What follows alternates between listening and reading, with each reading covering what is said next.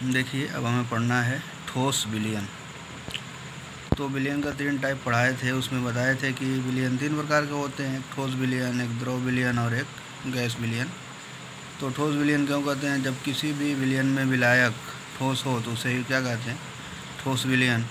जब किसी भी विलयन में विलायक द्रव हो तो उसे द्रवीय विलयन। अगर किसी भी विलयन में विलायक गैस हो तो उसे गैसीय विलयन कहते हैं। तब हमको पढ़ना है ठोस विलयन। तो ठोस विलयन कितने प्रकार के होते हैं? 2 प्रकार के। जनरल 2 डिफिनीशन पूछता है, उसी के बारे में देख लेंगे कि ठोस विलयन 2 या 2 से अधिक ठोस पदार्थों से बने एक ठोस समांगी मिश्रण को ठोस विलयन कहते हैं। उदाहरण में कुछ धातु मिश्रण का मतलब मिश्र धातुएं, जैसे सिल्वर गोल्ड धातुओं का मिश्रण, कॉपर निकिल धातुओं का मिश्रण, पीतल कांसा आदि। ये सब किसके एग्जाम्पल हैं? ठोस विलयन के। ठोस विलयनों को 2 वर्गों में वर्गीकृत किया जाता है, मतलब 2 प्रकार के ठोस विलयन होते हैं। तो सबसे पहला है हमारा प्रतिस्थापित या प्रतिस्थापनीय ठोस विलयन, सब्स्टिट्यूशनल सॉलिड सॉल्यूशन।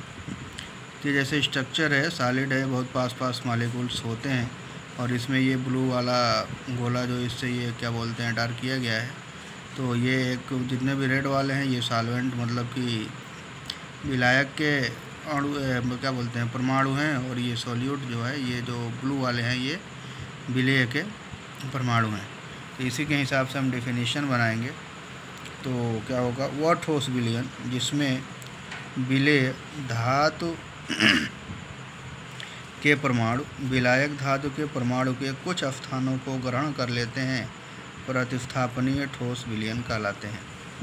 एक बार और देखेंगे, वह ठोस विलयन जिसमें विलेय धातु के परमाणु विलायक धातु के परमाणु के कुछ स्थानों को ग्रहण कर लेते हैं, प्रतिस्थापनीय ठोस विलयन कहलाता है। देख रहे हैं ना, कुछ ये सब विलायक के मॉलिक्यूल्स हैं हमारे, तो इसमें कौन कुछ पे क्या आ गए? कुछ पे विलेय के परमाणु आ गए। इसी को हम क्या कहेंगे? प्रतिस्थापनीय ठोस विलयन। उदाहरण है इसका, इस विलयन में इसकी एक क्वालिटी होती है सबसे पहली, इस विलयन में विलेय तथा विलायक परमाणुओं के आकार लगभग समान होते हैं। उदाहरण है पीतल, कांसा आदि। ठीक है। एक और है हमारा दूसरा होता है अंतराकाशीय ठोस विलयन। नाम से ही पता चल रहा होगा कि मॉलिक्यूल्स पास होंगे, और इसमें दूसरा जो होगा एक विलायक के कण होंगे एटिस पॉइंट्स पर, और उसके जो इंटरस्टेशियल स्पेस मतलब जो वाइड्स होंगे उसमें कुछ ना कुछ विलेय के कण आ जाएंगे। इस प्रकार के विलयनों में विलेय पदार्थों के परमाणु विलायक परमाणुओं के जालक में विद्यमान रिक्तिकाओं अथवा अंतराकाशों में स्थान ग्रहण कर लेते हैं। एक एग्जाम्पल होता है इसका टंगस्टन कार्बाइड। कोई बहुत बड़ा टॉपिक नहीं है, कभी कभी क्वेश्चन पूछ देता है। 2 टाइप से हो ठोस विलयन कितने प्रकार के होते हैं, तो 2 प्रकार के कौन कौन होते हैं। कभी एग्जाम्पल दे देगा डायरेक्ट टंगस्टन कार्बाइड किस प्रकार का ठोस विलयन, तो अंतराकाशी। इसी को याद रखिएगा, टंगस्टन कार्बाइड या अंतराकाशी। बाकी सब जितने होते हैं सब के सब लगभग उसी में आते हैं, पहले वाले में प्रतिस्थापित वाले में। तो ये हमारे ये विलायक के कण है, ये गोले को जितने भी गोला दिखाई देगा ब्लू कलर का, ये सब विलायक के परमाणु हैं, और मतलब कि ये वाले ये सॉल्वेंट के, और ये जो रेड वाला जो दिखाई दे रहा है ना, वह क्या बोलते हैं रिक्तिकाओं में, ये हमारा विलेय के परमाणु है। टंगस्टन कार्बाइड एक बहुत ही कड़ा पदार्थ है, इसका उपयोग काटने तथा घिसने के औजार बनाने में किया जाता है। अगर पूछा जाए कि इसमें विलेय और विलायक के परमाणुओं का आकार, तो देख रहे हैं कि विलेय परमाणुओं का आकार विलायक की तुलना में बहुत ही छोटा होता है, और इतना छोटा होगा है कि वो क्या होता है अंतराकाशों में फिट हो जाए। ठीक है, ये 2 है, कोलोकुल हमारा कंप्लीट हो गया। अब सबसे इम्पॉर्टेंट चैप्टर हमारा मतलब टॉपिक शुरू होने जा रहा है विलयन, द्रवीय विलयन का वाष्प दाब। हमको पढ़ना है द्रवीय विलयन, और द्रवीय विलयन में सबसे ज़्यादा मतलब कि जिस पे हमको फोकस करना है वह विलेय और विलायक के रूप में। अगर द्रवीय विलयन है तो विलायक तो कन्फर्म है द्रव होगा, लेकिन उसके साथ साथ विलेय हमारा क्या हो, ठोस हो, उसी विलयन के बारे में हमें पढ़ना है। तो हेडिंग होगी हमारा द्रवीय विलयन तथा उनका वाष्प दाब। जनरल हम मतलब कि एज्यूम कर लें कंटेनर में कोई भी लिक्विड भरा हुआ है अगर, और उसका मतलब कि बंद नहीं है, खुला हुआ है, तो धीरे धीरे क्या होता है ना, कणों के बीच में गतिज ऊर्जा होती है, जिसकी वजह से धीरे धीरे वह लिक्विड हमारा वो क्या बोलते हैं वाष्प में बदल के धीरे धीरे बाहर निकलता जाता है, उसका वाष्पीकरण होता है और ये वाष्पीकरण हमेशा कंटिन्यूस चलता रहता है।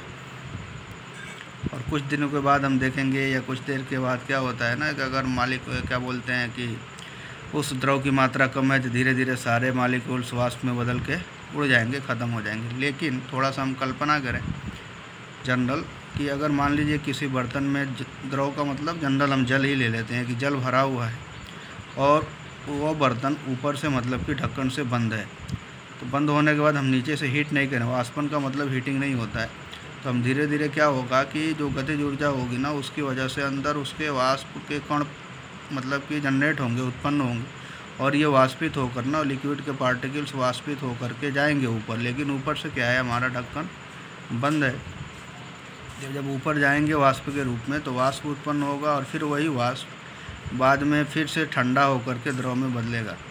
मतलब द्रव के कण वाष्प में बदलेंगे, वाष्प के कण द्रव में बदलेगा। तो द्रव का वाष्प में बदलना वाष्पीकरण और वाष्प का द्रव में बदलना संघनन। अगर किसी बंद पात्र में कोई भी लिक्विड जनरल अगर जल को रख दिया जाए तो क्या होता है कि वाष्पीकरण और संघनन दोनों क्रियाएं होती हैं और दोनों क्रियाएं एक दूसरे के विपरीत होती हैं।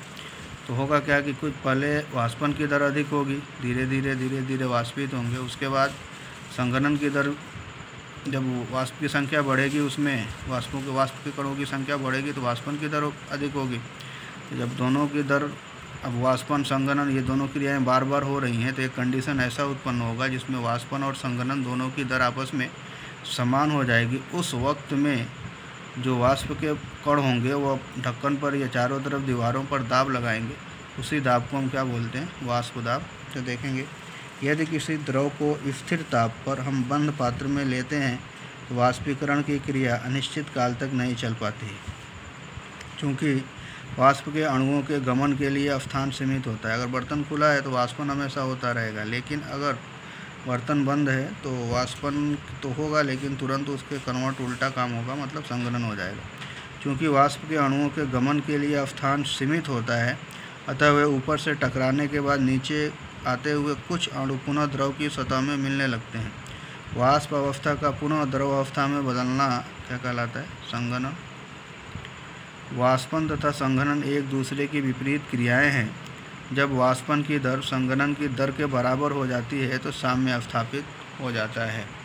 वाष्पन संघनन, तो इसी के बेस पर हम डिफिनीशन लाते हैं वाष्प दाब का। एक निश्चित ताप पर साम्यावस्था में वाष्प के अणुओं द्वारा द्रव की सतह पर उत्पन्न किया गया दाब। एक निश्चित ताप पर साम्यावस्था में वाष्प के अणुओं द्वारा द्रव की सतह पर उत्पन्न किया गया दाब संतृप्त वाष्प दाब या वाष्प दाब कहलाता है। ये परिभाषा है वाष्प दाब की। तो वाष्प दाब किसे कहते हैं, तो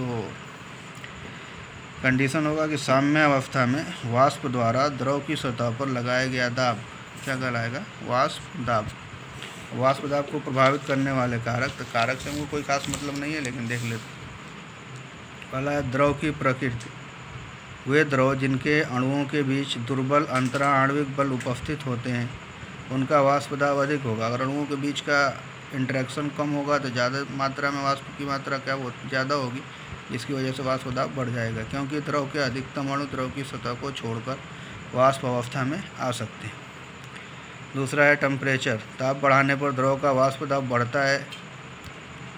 क्योंकि गतिज ऊर्जा बढ़ जाती है और अधिक अणु द्रव के सतह को छोड़कर वाष्प अवस्था में बदल जाते हैं। किसी द्रव के ताप T1 और T2 तथा वाष्प दाब P1 और P2 को निम्न संबंध द्वारा दिया जाता है। ये थर्मोडायनेमिक्स में पढ़ाया था फर्स्ट ईयर में, देख लीजिएगा ये क्वेश्चन। ये formula log 10 P2/P1 equal to delta H वाष्पन 2.303 T2 माइनस T1/T1 T2। ताप इतना और इतना पर वाष्प दाब P1 और P2 निम्न संबंध द्वारा, मतलब अलग अलग टेम्परेचर पर दाब और ताप के बीच में जो संबंध होता है वही सूत्र के द्वारा दिखाया जाता है। तो इस सूत्र को याद रखिएगा। वैसे एग्जाम में तो नहीं पूछता है लेकिन कंपटीशन होगा वहाँ पर पूछा जाता है।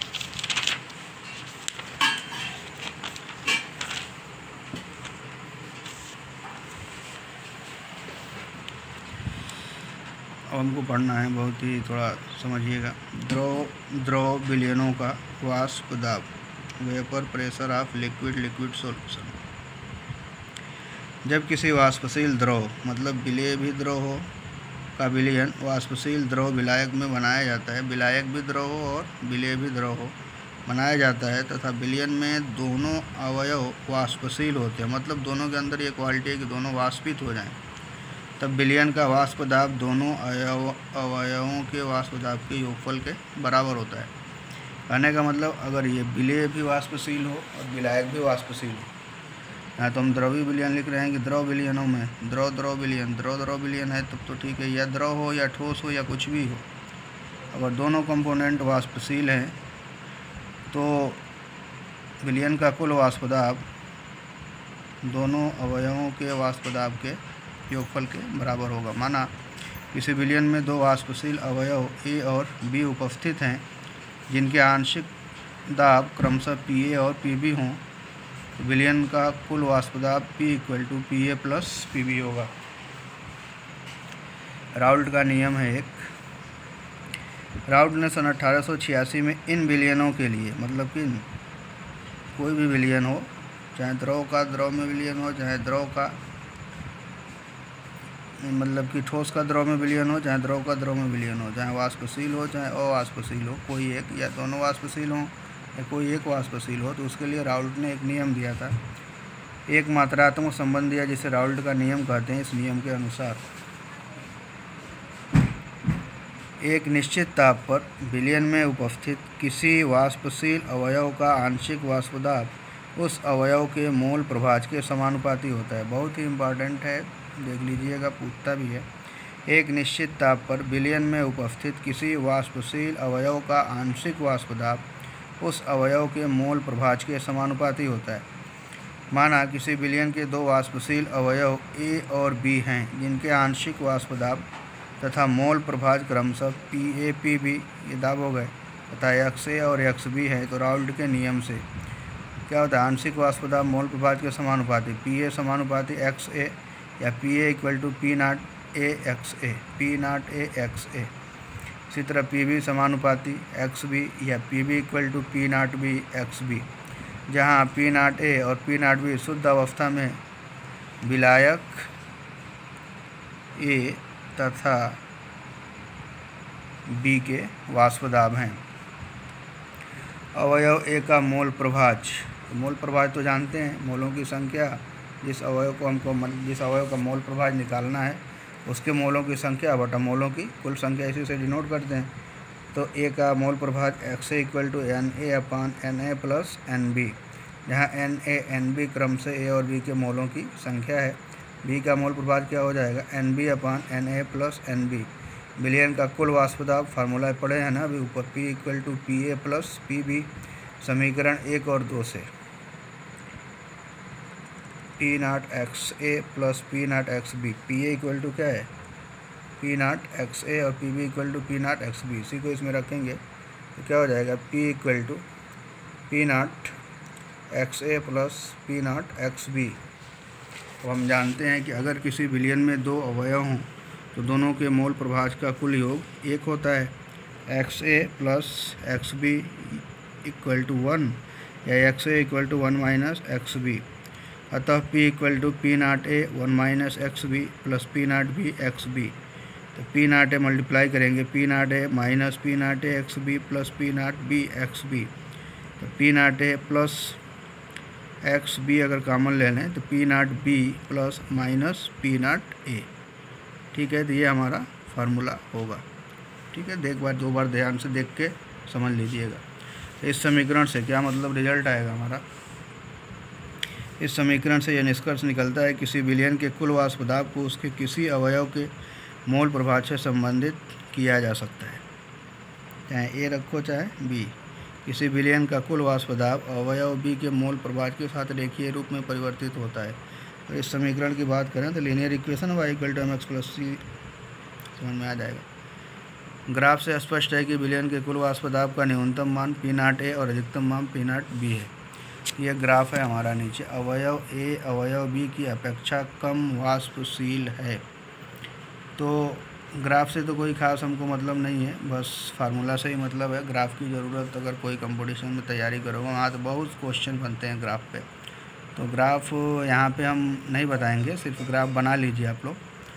ये ग्राफ है, ये बना लीजिएगा बस टोटल। ये तीनों रिजल्ट देख लीजिएगा। ये जो रेड वाला है इसको पढ़ लीजिएगा थोड़ा ध्यान से, और ये कैसे संबंध आता है, यही फार्मूला हमको चाहिए, और इसी के बेस पर कभी कभी क्वेश्चन आएगा तो उससे हमको न्यूमेरिकल भी सॉल्व करना है।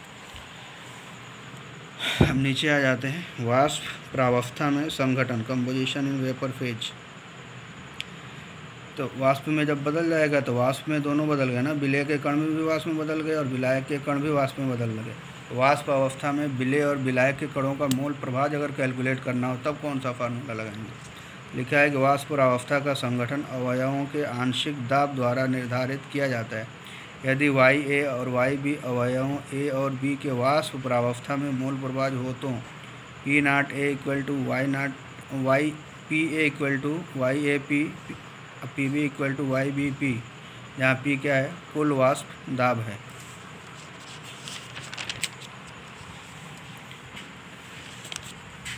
अब यहाँ से क्वेश्चन है, देखेंगे थोड़ा। क्या है कि 298 केल्विन पर क्लोरोफार्म तथा डाई क्लोरोमेथेन के वाष्प दाब क्रमशः 200 mmHg और 415 mmHg हैं। पारे का दाब 25 नंबर 1 है 25.5 ग्राम CaCl3 और 40 ग्राम CH2Cl2 को मिलाकर बनाए गए विलयन के वाष्प दाब की गणना 298 केल्विन पर कीजिए। दूसरा, वाष्प प्रावस्था में प्रत्येक अवयव के मोल प्रभाज की गणना कीजिए। तो सबसे पहले हम क्या करेंगे ना, क्लोरोफार्म का अणुभार निकालेंगे। CHCl3 का अणुभार 119.5 निकाल लेंगे, रख के 12, 1 और 35.5 में 3 से मल्टीप्लाई करके ऐड करेंगे तो इतना आ जाएगा। CH2Cl2 का अणुभार ये होगा NCH, मतलब कि इसके मोलों की संख्या, क्लोरोफार्म के मोलों की संख्या, तो हो जाएगा क्लोरोफार्म का भार बटा क्लोरोफार्म का अणुभार, इन होता है इक्वल टू W/M। सबके लिए फार्मूला होता है n निकालने का। तो हो जाएगा, जब कैलकुलेट करके यहाँ से भाग देंगे तो आ जाएगा 0.213। अगर डाइक्लोरोमेथेन का निकालना है तो इसकी मात्रा 40 ग्राम है, तो 40 बटा इसका अणुभार 85 है, तो ये मल्टीप्लाई करें 0.470 आ जाएगा। अब क्या करेंगे ना, मोल प्रभाज निकालेंगे। CH2Cl2 मतलब डाइक्लोरोमेथेन का अगर मोल प्रभाज निकालें तो फार्मूला यही बनेगा, n मतलब कि डाइक्लोरोमेथेन के मोलों की संख्या बटा मोलों की कुल संख्या, 0.47 अपन 0.213 प्लस 0.47। जब पूरा सॉल्व करेंगे तो आ जाएगा हमारा CH2Cl2 इक्वल टू 0.688। ठीक है, फिर उसी तरह अब एक निकल गया, दूसरा आराम से 1 से क्या करेंगे, 1 से माइनस करके निकाल लेंगे। क्लोरोफार्म के मोल प्रभाज इक्वल टू क्या हो जाएगा, 1 माइनस मोल प्रभाज ऑफ डाइक्लोरोमेथेन, 1 माइनस 0.688 कितना हो जाएगा, 0.312। क्लियर।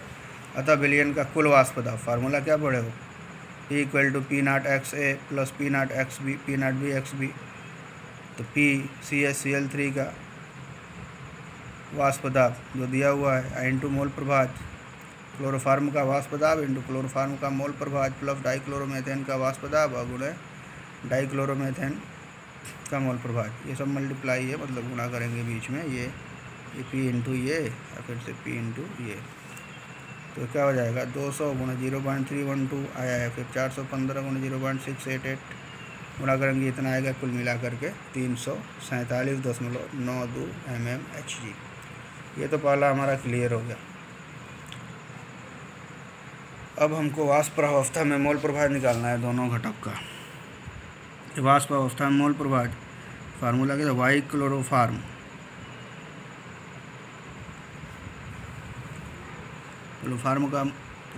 क्लोरोफार्म का मोल प्रभाज हो जाएगा PCHCl3 बटा P टोटल।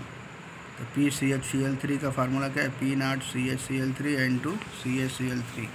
ये P0 है, P0 P0 शुद्ध अवस्था में वाष्प, तो हो जाएगा P0 CHCl3 into CH into है, इसलिए x है ना, ये x, इसलिए ये कलर चेंज है, यानी कहीं मत समझिए काट दिया गया है। P0 CHCl3 इंटू PCHCl3, तो क्या हो जाएगा, ये मान अभी निकाले थे ना, कितना आया था, ये इसकी वैल्यू 62.4 यहाँ उठा कर रख देंगे, 62.4 बटा टोटल कितना हो जाएगा 0.18। इसी तरह PCH2Cl2 तो P0CH2Cl2 प्लस XCH2Cl2, इसका मान अभी कितना निकाले थे, 285.52। तो PYCH2Cl2 इक्वल टू PCH2Cl2 अपन P टोटल P0 नहीं P कितना हो जाएगा, 285.52 बटा 347.92, कुल मिला कितना हो जाएगा 0.82। ये आंसर होगा हमारा। तो सॉल्व कर लीजिएगा, देखिएगा आ जाएगा क्वेश्चन का आंसर। एक और क्वेश्चन है, ये सॉल्व करिएगा। दो द्रव A और B के वाष्प दाब क्रमशः 80 mm और 60 mm है। A के 3 मोल और B के 2 मोल मिलाने पर प्राप्त विलयन का कुल वाष्प दाब क्या होगा? आंसर आएगा 72 mmHg। तो देख लीजिएगा, अगर आ जाएगा आंसर तो, नहीं आएगा तो सॉल्व करके फिर व्हाट्सएप करके बताइएगा कैसे सॉल्व किए हैं, आंसर कितना आ रहा है कि नहीं आ रहा है। अगला संगठनों के संपूर्ण प्रास में अगला क्वेश्चन है। बेंजीन और टॉलुइन आदर्श विलयन बनाते हैं। 300 केल्विन पर शुद्ध बेंजीन और टॉलुइन के वाष्प दाब क्रमशः इतना और इतना है। 80 ग्राम बेंजीन को 100 ग्राम टॉलुइन में मिलाया जाए तो वाष्प अवस्था में उपस्थित बेंजीन के मोल अंश का परिकलन कीजिए। ये दोनों का प्रेशर दिया है। बेंजीन का दिया है 50.71 mmHg और क्या बोलते हैं टॉलुइन का है 32.01। फार्मूला पता होना चाहिए ना, बेंजीन ये है, टॉलुइन ये है, C6H6, बेंजीन लिखेंगे तो C7H8। ठीक है, इतना देख लीजिएगा, इसके हिसाब से अणुभार निकाल लेंगे। फार्मूला आपको पता है, बाकी सेम वही सब प्रोसेस है, सॉल्व करके लाइएगा, आ जाएगा आंसर 0.60। ठोस पदार्थों के द्रव में विलयन और उसका वाष्प दाब। ठोस पदार्थों के द्रव में विलयन मतलब कि विलायक द्रव और विलेय ठोस। अब बताइए क्या कंडीशन होगा। उस कंडीशन में थोड़ा सा मतलब हम कल्पना करते हैं। मान लीजिए एक बर्तन है, बर्तन में विलेय और विलायक है, मिल के विलयन बना हुआ है और दोनों वाष्पशील हैं। तो वाष्प के कण क्या होंगे, लेयर पे आएंगे, मतलब द्रव के सतह पर, सोल्यूशन के सतह पे आएंगे, तो दोनों के पार्टिकल्स होंगे, दोनों वाष्पशील हैं, द्रव वाले भी और ठोस वाले भी। तो वहाँ पे तो वाष्प दाब दोनों के वाष्प दाब के योग के बराबर होगा। लेकिन अगर एक हमारा जो विलेय है वह वाष्पशील नहीं है, सिर्फ विलायक वाष्पशील। अब सिर्फ विलायक वाष्पशील है तो सिर्फ विलायक के कण ऊपर आएंगे, लेकिन सतह पर विलेय उसमें घुला हुआ है, इसलिए विलेय के कण भी होंगे सतह पर और सतह पे विलायक के कण भी होंगे। इसका मतलब पहले की तुलना में यहाँ पर वाष्पशील कणों की संख्या कम होगी, इसलिए कि कुछ विलेय के कणों ने उस विलायक के कणों का जो स्थान है ले लिया है। पूरे लेयर के सारे पार्टिकल्स वाष्पित नहीं होंगे। जो विलायक के कण होंगे वह तो वाष्पित होंगे, लेकिन जो विलेय के कण होंगे वह वाष्पित नहीं होंगे, जिसकी वजह से क्या हो जाएगा ना, उस विलयन का वाष्प दाब शुद्ध विलायक के वाष्प दाब से कम हो जाएगा। वही लिखा है कि यदि किसी विलायक में कोई एक अवाष्पशील विलेय के साथ विलयन बनाया जाए तो विलयन का वाष्प दाब केवल विलायक के वाष्प दाब के कारण होता है, इसलिए कि विलेय अवाष्पशील है, वाष्पित नहीं हो रहा है। एक निश्चित ताप पर विलयन का वाष्प दाब शुद्ध विलायक के वाष्प दाब से कम होता है। तो क्यों कम होता है कि जब विलयन बनेगा तो विलयन में जो होगा ना, पार्टिकल्स दोनों होंगे लेयर पे द्रव के, विलायक के भी पार्टिकल्स होंगे, विलेय के भी पार्टिकल्स होंगे, जो लास्ट लेयर होगा उसका जहाँ से वाष्प बनकर उड़ता है। तो विलायक के पार्टिकल्स तो वाष्पित होंगे, लेकिन विलेय के कण वाष्पित नहीं होंगे। लेकिन उस पहले वाले कंडीशन में क्या था, विलेय और विलायक के दोनों कण थे और दोनों वाष्पशील थे। तो दोनों वाष्पशील थे, मतलब पूरा लेयर ही वाष्पित हो रहा था। उस केस में वाष्प दाब बढ़ता है। लेकिन अगर विलेय जो है, विलेय के कण अवाष्पशील है या कोई एक किसी एक घटक का कण अवाष्पशील है, तो वाष्प दाब क्या हो जाएगा, कम हो जाएगा। तो ये पॉइंट जरूर याद रखिएगा, आगे अभी बहुत काम आने वाला है। एक निश्चित ताप पर विलयन का वाष्प दाब शुद्ध विलायक के वाष्प दाब से कम होता है। कब? जब विलेय अवाष्पशील हो या कोई विलयन का एक घटक अवाष्पशील हो। विलयन के वाष्प दाब में कमी विलयन में उपस्थित अवाष्पशील विलेय की मात्रा पर निर्भर करती है, उसकी प्रकृति पर नहीं। मात्रा पर डिपेंड करेगा, नेचर पर नहीं कि कौन है। जैसे एग्जाम्पल है, 1 किलोग्राम जल में 1 मोल ग्लूकोज घोलने पर जल के वाष्प दाब में उतनी ही कमी होती है जितना 1 किलोग्राम जल में 1 मोल यूरिया घोलने पर होती है। ठीक है, फिर वही नियम है राउल्ट का। एक निश्चित ताप पर किसी विलयन के प्रत्येक वाष्पशील अवयव का आंशिक दाब उसके मोल प्रभाज के समानुपाती होता है। कौन सा नियम है? राउल्ट का नियम है। तो उससे कोई मतलब कि वही रूल है। फिर यहाँ पर भी यदि कोई विलेय अवाष्पशील हो तो विलायक की वाष्प की दाब ही विलयन का वाष्प दाब होता है। तो PA समानुपाती x है। तो ये सब, ये PA x है, ये सब क्या है हमारा, ये सब किसके लिए है?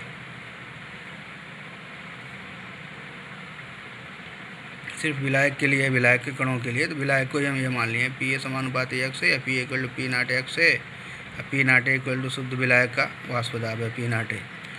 तो एक अगर हम तुलना करें समीकरण से, देखिए समीकरण y equal to m x, इसका मतलब अगर ग्राफ प्लाट करें वाष्प दाब और क्या बोलते हैं मोल प्रभाज के बीच में सीधी रेखा मिलेगी और किससे होकर जाएगी, मूल बिंदु से होकर के जाएगी। ये इसका ग्राफ है, ये मोल प्रभाज है, ये वाष्प दाब है, ये कंडीशन है हमारा, ये देख लीजिएगा बस यहीं तक।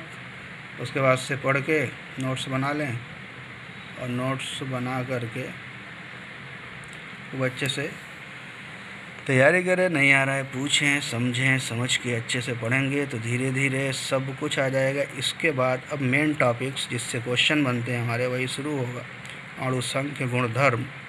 तो थोड़ा मतलब पढ़ने में काफ़ी आप लोग लेट कर रहे हैं, बहुत कम वीडियो हफ्ते में 2 ही डाल रहे हैं, तो 2 वीडियो तो लगभग हो ही जाना चाहिए कवर। तो देख लीजिएगा और पढ़ के समझ के लिख के 1 बार 2 बार 3 बार जब पढ़ेंगे ना बैठ के तभी समझ में आएगा। ये सोचें कि हमारे पास फिर अब स्कूल खुलेगा, पता नहीं कब खुलेगा क्या होगा, तो फिर वहाँ से पढ़ेंगे, अभी तो हमारे पास बहुत टाइम है। ऐसी कोई बात नहीं है, भले ही टाइम हमको मिल जाए और ज़्यादा पढ़ने के लिए, तो अगर हम पहले से तैयारी करके जाएंगे ना तो थोड़ा सा मतलब पहले से जब ज़्यादा तैयारी होगी तो हमारे पास तो प्रेशर कम होगा, प्रेशर कम होता है माइंड फ्रेश रहता है, और माइंड के फ्रेश होने की वजह से ज़्यादा बातें समझ में आती हैं। इसलिए बिल्कुल बोझ ना बनाएं, बल्कि जितना जितना पढ़ाया जा रहा है उसको लिखते जाएं, पढ़ते जाएं, बैठ के पढ़ें, इंटरेस्ट ले कर के पढ़ें और धीरे धीरे पढ़ेंगे तो सब कुछ समझ में आएगा। Okay, thank you, bye.